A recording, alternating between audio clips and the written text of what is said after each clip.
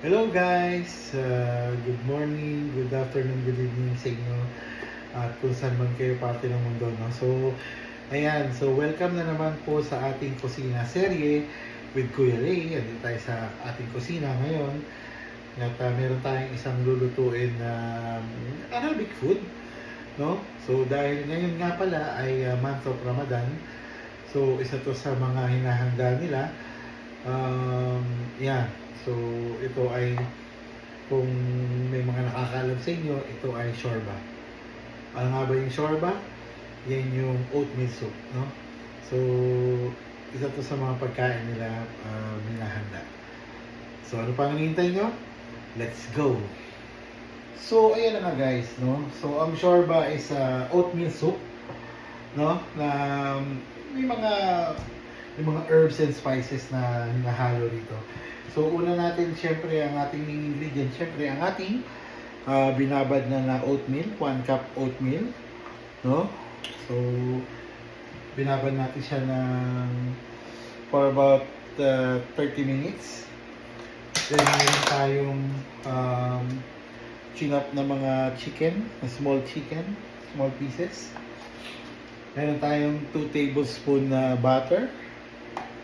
1 medium size na onion. Then, meron tayong tomato puree dito.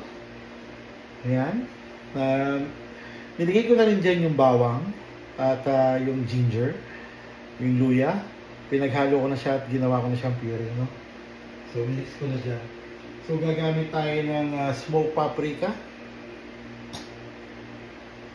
Meron tayong coriander. And garam masala. So, maglalagay din tayo ng turmeric. Ang ating chili powder. Maglalagay din tayo. Depende sa inyo kung gaano ka-anghang gusto nyo. Then, meron tayong coriander powder. So, meron tayong garlic powder. Maglalagay pa rin tayo ng garlic powder. Meron tayong ground black pepper. Yes. So, meron din tayong tinatawag ito na Ajinomoto. No? So, hindi ko sponsor na. And meron din tayong tomato paste. So, kunti na mga ilalagay natin. And of course, meron tayong chicken cube. Kung meron kayong chicken stock, mas maganda. So, ito na. Umpisahan na natin. Huwag natin patagalin. So, ayan, una natin gagawin is magigisa muna tayo ng sibuyas, no? So, ilagay natin muna ating butter. 2 tablespoon of butter. Tunawin lang natin. No? So, pag natunaw na ang ating butter, ilagay na natin ang ating sibuyas. So, ang gagawin natin dito is i-caramelize lang natin yung ating sibuyas.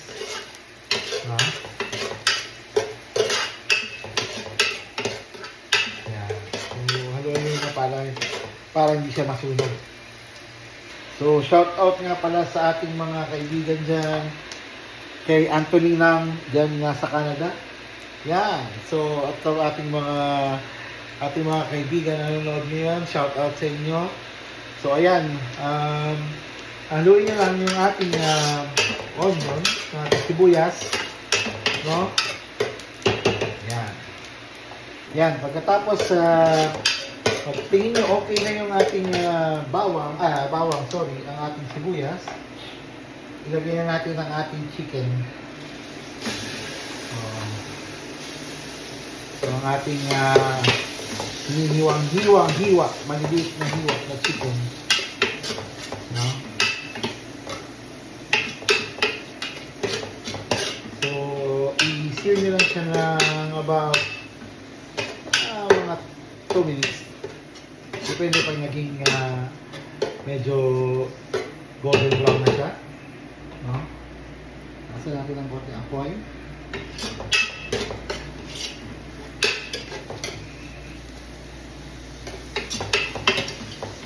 So kung napapanood mo tong video na to, baka naman baka naman at magbakas ka dyan sa baba.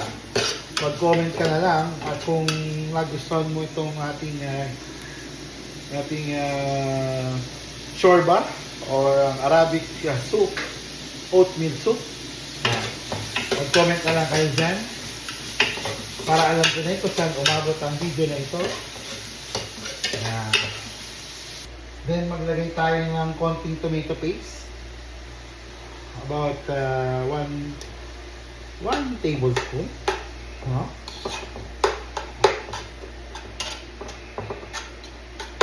Yan. Or kung gusto nyo, ilagay nyo na rin lahat. Tamang problema. So pag nalagay nyo na yung tomato paste, pwede na tayo maglagay ng mga spices natin dito. So maglagay tayo ng ano to? 1 teaspoon, half teaspoon ng garam masala. No? Okay. Half teaspoon ng garam masala. Then half teaspoon ng cumin powder. Okay.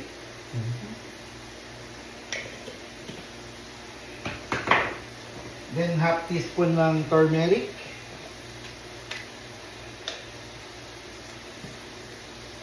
Ayan. Okay.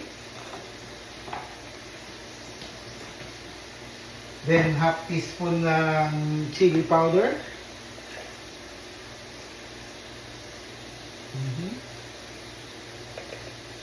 Okay. Then half teaspoon ng coriander. Okay. Maglagay na rin tayo ng smoked paprika. Kung wala naman kayong smoked paprika, maglagay tayo ng paprika. No? Yan. Okay. So, maglagay na rin tayo ng garlic powder. Half teaspoon na rin.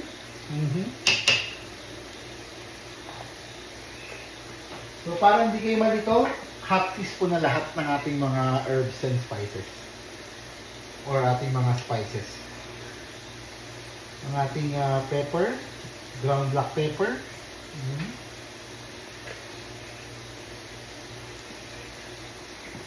Pwede kayong maglagay ng patis or asin. Yeah. Asin yan. So, ilagay na rin natin ang ating chicken cubes. Medyo durug-durugin na para madali na siyang maluto. No? So, hinaan natin ang ating apoy. Haluin natin.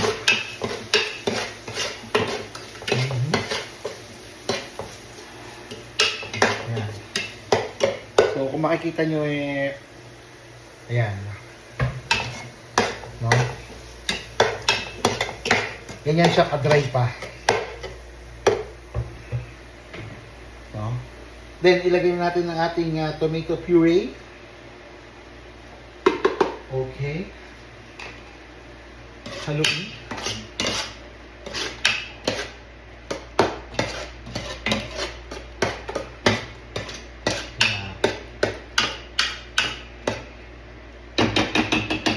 Okay. Takpan. I-simmer natin for about 2 minutes lang kasi baka masunog dahil ano pa siya, dry pa siya no? So, pagkalipas ng 2 minutes, ating buksan. Then, lagyan natin ng 1 liter na tubig para sa kanyang sabaw. No? Kung medyo konti ang pa kayo, pwede kayong magdagdag. Depende sa dami ng kakain or dahil depende sa dami ng soup na gusto nyo. No? So, haluin natin.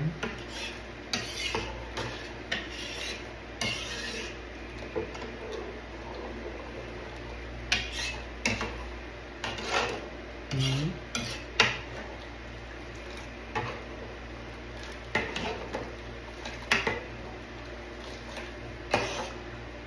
Yan. So, naglagay nga pala din ako ng umami flavor, no? No? Yan.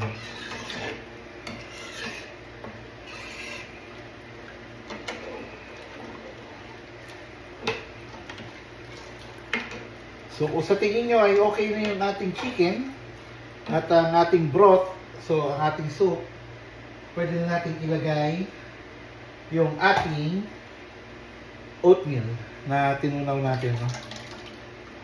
So, lagyan natin siya.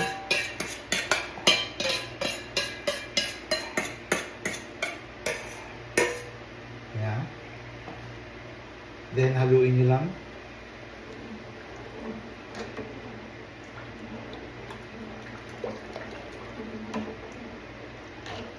Yan. So, kung umabot ka dito sa portion na ito, baka naman pwede ka mag-comment dyan at sabihin mo kung saan lugar ka para alam ko kung saan umabot ang video na ito at nang ma-share ko naman sa inyo. Then mag-comment na rin kayo, mag-suggest na rin kayo para sa next nating kusina serye ito. Anong gusto nyo lutuin ni Kuya Lay? Yan. So, mag-comment na lang kayo dyan. So, ayan na guys, no? At medyo okay na ito at pakukuluan na lang natin. No? So, medyo nakuha naman natin ng consistency. Wow, consistency ng ating soup, no? So, pakuluan na lang natin. Kung gusto niyo maglagay ng added flavor, nasa sa inyo yan. Yan. So, tayo na natin siya kumulo. Siguro mga 5 minutes pakulo natin. At ayan na nga, guys. No? Tapos na ang ating shorba or oatmeal soup. No? So, ngayon ay titikman na natin. Yeah. So, ayan.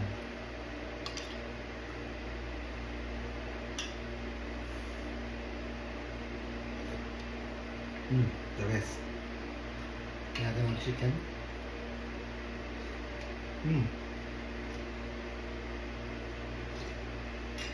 The best. Right. So, ayan guys. At ito na ang ating finished product. Ang shorba soup or oatmeal soup, no? Na Arabic food na sinaserve tuwing Ramadan. So, ano pang hinihintay nyo? Tikman nyo na at mag-iwan ng bakas, no? Hanggang sa muli. Kuya Lay, yan dito. Ang ating shorba. Bye-bye!